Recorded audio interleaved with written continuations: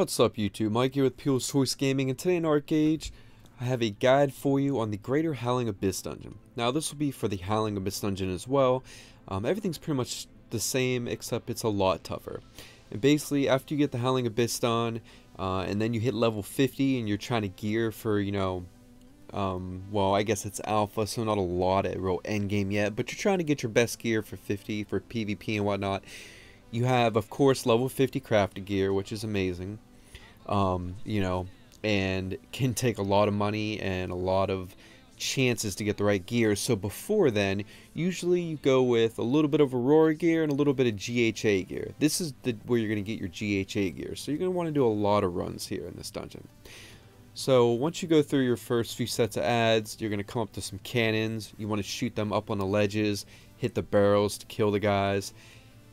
Climb up the basically the wall, and you go to the next room around the ledge, and you don't have to kill the mobs in there. If you have stealth, you can go in and just grab the key out of the chest, and then basically after some more adds after that, you're gonna come up to this first boss here.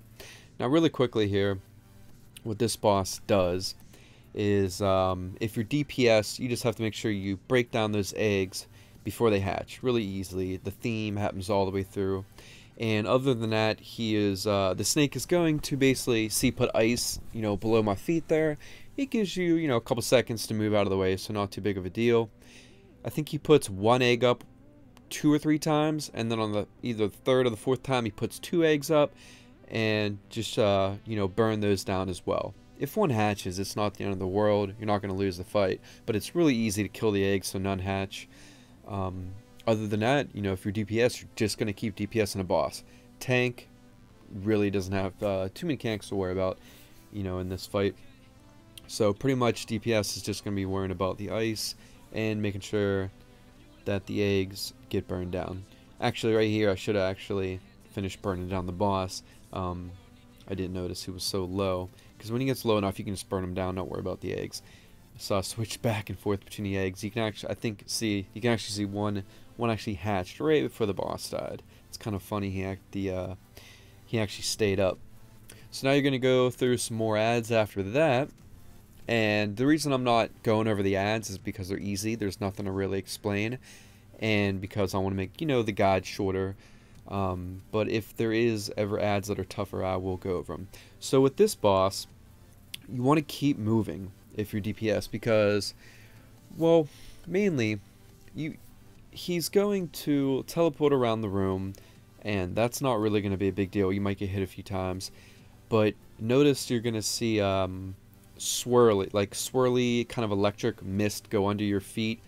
It happens maybe 15 to 30 seconds into the fight or so, or maybe 15-20 seconds into the fight. Just make sure you move out of those. Those can do some heavy damage.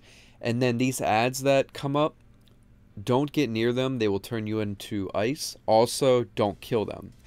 Now, the first phase the boss is going to have is he's going to catch on fire. You see right there? Now, if someone on your team has Auramancy with the spell Protective Wings, then he can do that, and you can all get inside that, and you'll be fine. But the mechanic you're supposed to do for the boss, because maybe you don't have the Protective Wings, is you need to run over to them ads that are covered in ice. They will freeze you so that his big fire blast doesn't kill you. But sometimes it can be a little buggy on the first one, so that's why we just made it easier with Protective Wings. It's a for sure thing, but you don't have to have it. The mechanic you're supposed to follow is get frozen. Now, we're geared, so we burn this boss down quick. Your first few times running GHA until you're geared, you're probably not going to burn him down before his second fire blast phase. And once again, in the second phase, there's plenty of ads to get frozen by.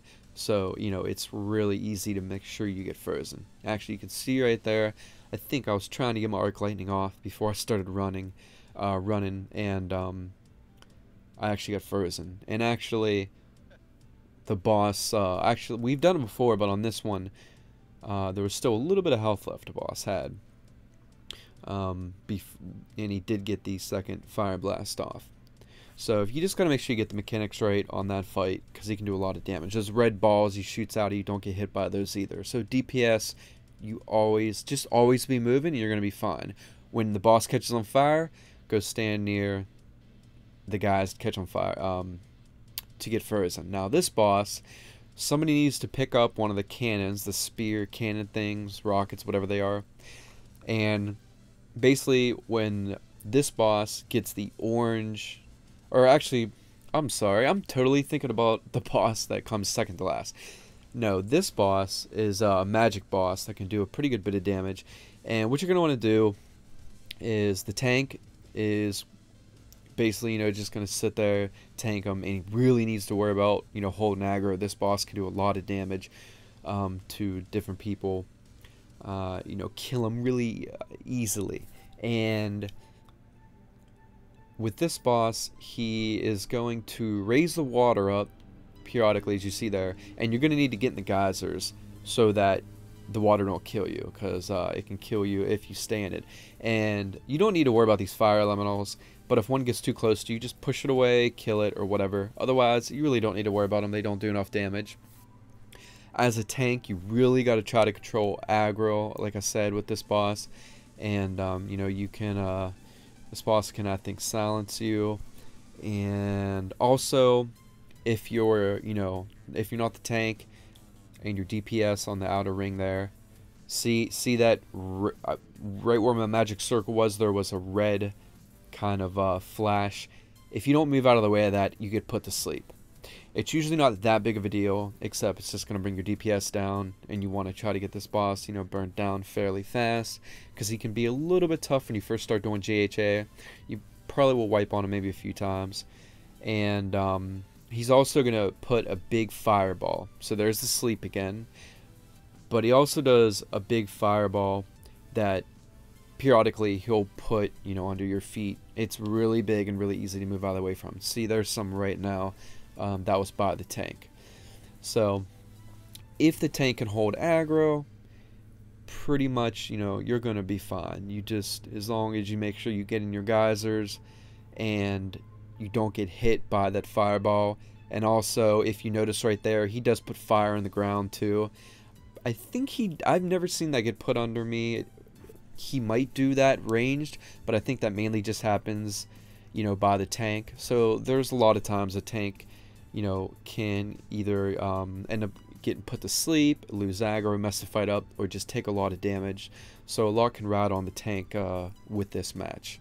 But you just got to get the few mechanics down, so don't get put to sleep, get in the geysers when the water's all over the place, and the big fireball move out of the way from, and the fire under your feet move out of the way from.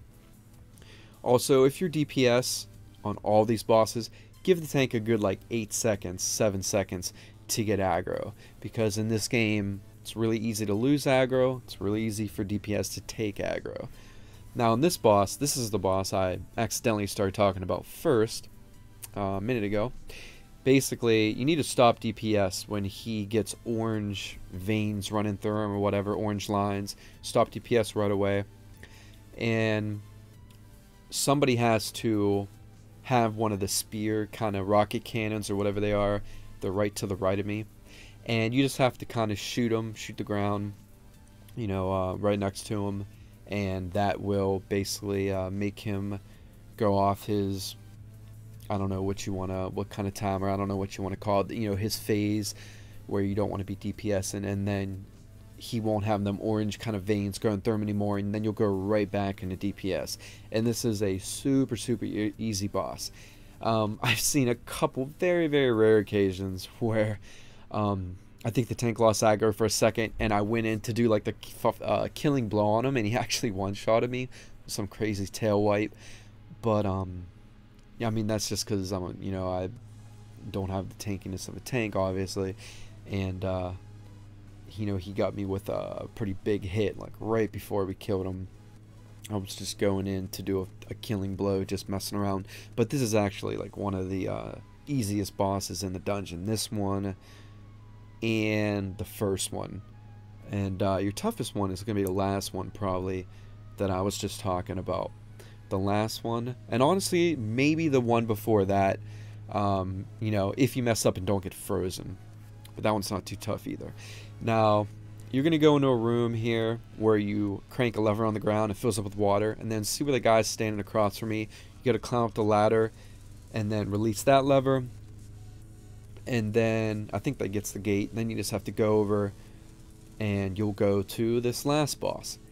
Now, let's talk about the very first mechanic here. It's probably the biggest mechanic of the fight. Notice how there was green energy beams going from the boss to certain people. When that happens, you need to run basically to my right and back against the wall and pick up a shield. So have someone designated doing it, or, you know, if something happens and he can't do it, have someone do it that is near him. And all you got to do is, there's going to be, I think it's either R or Y. It might have been Y for me, but you'll see a couple buttons. They're going to come up, you know, on the bottom center of your UI, and that's going to be so you can kind of cast the power of the shield you can grab. And you just need to cast that once you pick the shield up, and then you're going to kind of pulsate and then run, you know, over to the people with the green beams going to them, or, you know, run over to the first person you can, and then the boss will turn to stone. If you don't make it in time, then the people with the green beams on them are going to turn to stone. Now, other than that, you're going to have all these flashes of light, little energy plasma balls that burst or whatnot on the ground. There's going to be a lot of them, but they are easy to move out of the way from. They don't do a lot of damage by themselves, but if you're in a cluster of them, they can do a lot of damage. And if you're a tank, you know, just try to hold aggro. Obviously, he's got a charge and some big tail wipes, so a lot of just regular, you know, physical damage stuff. Also, like the last boss, when this boss turns orange like that, stop DPS immediately, and you're gonna need to pick up the rocket cannon thing, which is by the shields. Also, these shields and the rocket thing on the other side of the room too, if you all end up over there. And basically, when he's orange like this, you need to shoot the rocket kind of at the ground. It's going to make like a circle AoE. You're going to shoot at the ground right by him. I forgot what happens here. I wasn't throwing the rocket, someone was. But sometimes the rocket bugs, sometimes it messes up, and we didn't get it right away. And that's why he stayed orange for so long. Otherwise, you know, it'll happen. The orange will go away very quickly, just like the last boss. And, you know, that's basically it for this boss. He's honestly pretty easy. You can literally, like, I've done this fight a few times where none of us went and got the shield. We were like, screw it. You know, we go stone for 2 seconds, whatever.